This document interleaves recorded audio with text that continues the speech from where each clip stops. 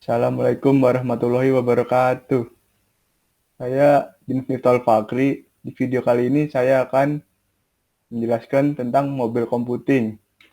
Apa itu mobil computing, jenis-jenis mobil computing, sejarah dan perkembangan mobil computing, dan kelebihan dan kekurangan dari mobil computing. Seiring dengan perkembangan zaman yang semakin maju, maka kebutuhan akan perangkat bergerak dan berkomputasi pun semakin dibutuhkan. Tentunya tidak mungkin kita membawa-bawa PC kemana-mana, sebab ukurannya besar dan berat, sehingga tidak praktis. Padahal manusia merupakan makhluk dinamis yang senantiasa bergerak dan berkembang dari satu keadaan ke keadaan yang lain, sehingga membutuhkan suatu device yang mampu mengikuti pergerakannya. Jadi, untuk mendukung aktivitasnya, dibutuhkan sebuah komputasi menggunakan teknologi yang tidak terhubung secara fisik atau dalam jarak jauh atau lingkungan mobile, non-statik, atau yang kemudian disebut mobile computing. Apa itu mobil computing? Mobil computing atau komputasi bergerak adalah teknologi perangkat nirkabel yang dapat melakukan tugas transmisi data, suara, informasi, media lainnya seperti video tanpa menggunakan perambat fisik atau kabel, terhubung dan saling berkomunikasi melalui gelombang radio. Mobile sendiri merupakan perangkat seluler yang dapat meningkatkan produktivitas, konektivitas, dan dapat menjadi media hiburan. Perangkat seluler dapat terhubung dengan memanfaatkan konektivitas tanpa kabel pada perangkatnya, yaitu melalui akses Wi-Fi. Telepon seluler menyediakan paket layanan yang dapat dihubungkan pada akses jaringan lokal LAN atau skala yang lebih luas, yaitu internet. Selanjutnya, sejarah dan perkembangan mobil computing. Muncul pada tahun 1970-an, di mana pada saat itu peneliti Xerox PARC bernama Alan Kay menciptakan konsep komputer jinjing yang diberi nama Dynabook. Namun idenya tidak berkembang karena tidak terdanai. Berlanjut ke tahun 1980-an, The Osborne merilis laptop untuk konsumen pertama yang hanya menampilkan 52 karakter per baris teks pada layar. Di tahun yang sama, Epson mulai menjual HK20, yaitu komputer portable dengan resolusi 120 kali 32 inci, di mana pada saat itu lebih dianggap sebagai komputasi mobile karena baterai cepat habis. Tahun 1990-an, Intel merilis prosesor 20 MHz 386 SL, di mana CPU tersebut menjadi pertama yang dirancang khusus untuk komputasi seluler, dengan menampilkan fitur manajemen daya dan mode tidur. Perkembangan terus berlanjut, di mana tahun 1993-an IBM Simmons dirilis dan menjadikan smartphone pertama. Tahun 2002, PC tablet dari Microsoft lahir dan Research in Motion memperkenalkan BlackBerry pertamanya. Perkembangan sekarang smartphone Android dan iOS masih berada di puncak. Yang selanjutnya yaitu jenis-jenis mobile computing. Ada beberapa jenis perangkat yang saat ini digunakan, sudah jarang digunakan atau sedang mengalami perkembangan untuk menyajikan model konsep terbarukan. Berikut beberapa contoh di antaranya. Yang pertama ada laptop. Merupakan komputer portable kecil dan dapat dibawa kemana saja dengan sangat mudah yang terintegrasi pada sebuah casing. Berat laptop berkisar dari 1 sampai 6 kg tergantung ukurannya, bahan, dan spesifikasi. Sumber listrik berasal dari baterai atau AC adapter yang dapat digunakan untuk mengisi ulang baterai dan untuk menyalakan laptop itu sendiri.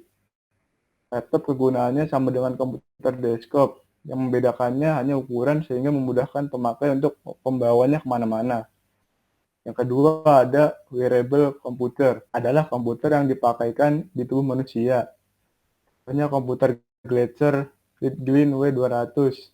W200 ini terbuat dari paduan magnesium bertulang yang memaksimalkan kekuatan dan meminimalkan berat keseluruhan pada hanya 10,2 ons dan dibentuk pada kontur lengan.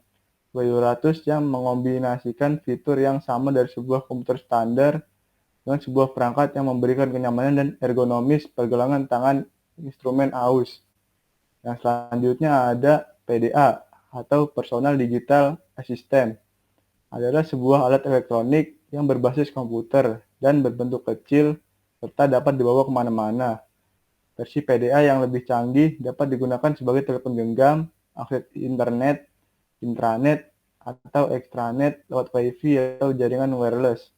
Salah satu ciri khas pada PDA yang paling utama adalah fasilitas layar sentuh. Yang selanjutnya yaitu smartphone. Adalah ponsel yang menawarkan kemampuan canggih dan pintar. Itulah sebabnya disebut dengan telepon pintar. Boleh dikata kemampuannya menyerupai kemampuan PC atau komputer. Umumnya suatu ponsel dikatakan sebagai smartphone bila dapat berjalan pada software operating system yang lengkap dan memiliki interface dan platform standar bagi pengembang aplikasi.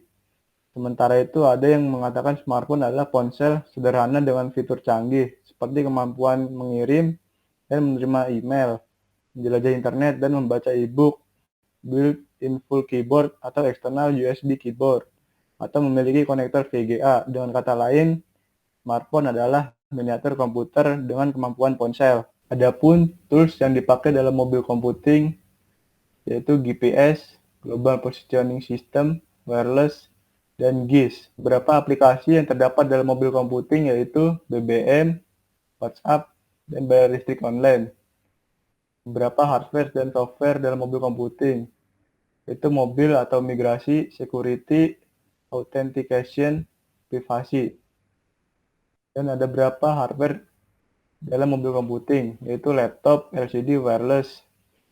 Dan untuk software, ada operating system, GUI, application, cell phone application, calendar, Javami, populer untuk game, dan mobile operation system. Dalam mobile operating system, terdapat Java Mobile, Symbian for Nokia, Android berbasis Linux, iPhone, Mac OS X, Palm OS, dan BlackBerry System. Selanjutnya ada beberapa kelebihan dan kekurangan dalam mobil computing. Kelebihan dari mobil computing, tentunya dengan fitur dan konsep kerja yang diberikan, kita akan memperoleh banyak sekali kelebihan. Kelebihan tersebut antara lain, yang pertama, komputasi, simulasi, dan penyelesaian masalah dapat berjalan lebih cepat dan mencakup domain yang lebih luas. Yang kedua, akses terhadap sumber data global dan hasil penelitian lebih baik. Yang ketiga, ukuran dan kompleksitas dari masalah mengharuskan orang-orang dalam beberapa organisasi berkolaborasi dan berbagi sumber daya komputasi, data dan instrumen sehingga terwujud bentuk organisasi baru yaitu virtual organization. Yang keempat ada dukungan cloud computing, di mana data tersimpan pada server yang dapat diakses kapan saja. Yang kelima dapat menjadi media hiburan yang cukup menghasilkan. Adapun kelemahan dari mobil computing tersebut, yang pertama, konektivitas kurang stabil. Yang kedua, sumber daya baterai yang tidak dapat bertahan lama. Yang ketiga, bandwidth yang diberikan cenderung lebih lambat. Yang keempat, gangguan transmisi, di mana jarak dan kondisi cuaca sangat berpengaruh dalam kelajuan transfer datanya. Yang kelima, potensi terjadinya kecelakaan. Beberapa kecelakaan akhir-akhir ini kerap disebabkan oleh pengendara yang menggunakan peralatan mobil computing saat berkendara. Adapun kesimpulan yang dapat saya simpulkan, itu bahwa dengan adanya mobil computing dapat mempermudah aktivitas ataupun pekerjaan manusia. Manusia yang kesehariannya cenderung selalu bergerak, berpindah, melakukan aktivitas dari satu keadaan ke keadaan yang lain, membutuhkan suatu perangkat komputer yang dapat mengikuti perpindahan tersebut. Kebutuhan manusia akan komputer yang semakin tinggi menjadikan mobil computing sebagai suatu perangkat yang sangat dibutuhkan. Sekian dari saya. Wassalamualaikum warahmatullahi wabarakatuh.